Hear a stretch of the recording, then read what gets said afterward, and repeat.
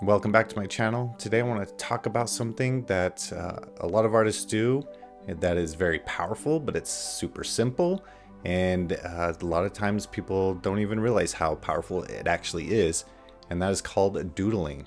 A lot of people, when they think about doodling, they think it's just a bunch of random shapes, lines that just don't really mean anything, but for an artist, it is a creative reflex training. So think of it as stretching before a workout. And what it does is it loosens your mind, your hand, and also your imagination. And it alleviates the pressure to make something look really good. So you know how athletes, they need to warm up and get their body going? That's the same for artists. We need to get our minds going, get our hands going so that we can be loose, be comfortable, and that's what doodling can do for you. It'll give you confidence. It'll help you become more smooth in your drawing process.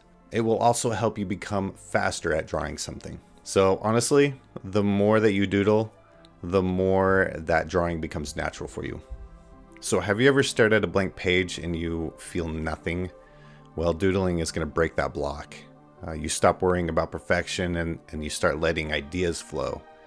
So that little swirl might become a character, or that scribble might turn into a landscape.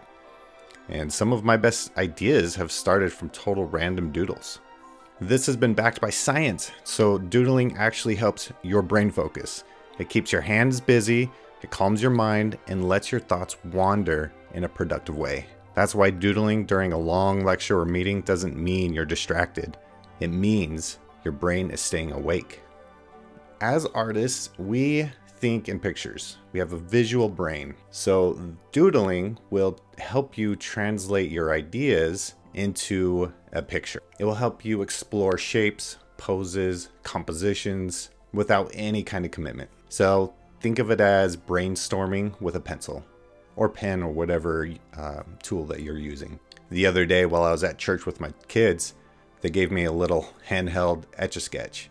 So I doodled with the little Etch-a-Sketch, and it was fun, and it allowed my brain to be open and be creative and not worry about anything permanent. One of the reasons artists get stuck is because their styles stop growing. If you're trying to find your style, then doodling is a great way to do that because it helps you explore different ways of drawing. If you're drawing people, you can make their eyes bigger or smaller. You can explore the way that they look. You can explore with different proportions. You can make them look weird and just start drawing and find what's comfortable for you and what you enjoy. And of course, like I said before, there's no pressure. You can just experiment and try anything, and you might find something that you actually really like to draw. So think of it as a seed. You plant it, you play around, try different things, and then soon something will start to grow and you will start to find a style or a subject that you really enjoy drawing. Here are a few quick ways you can make doodling as part of your daily art practice. So number 1, doodle every single day for 2 minutes.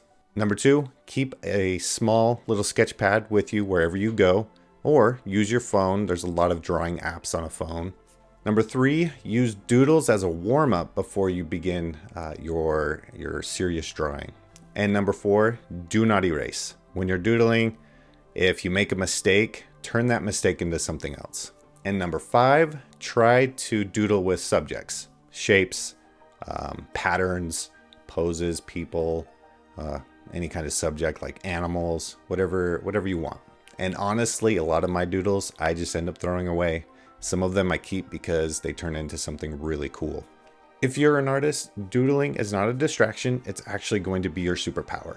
It keeps you sharp, keeps you relaxed, it keeps you creative and inspired. So the next time that you catch yourself scribbling or doodling, don't stop. Just keep going. Try to have fun with it.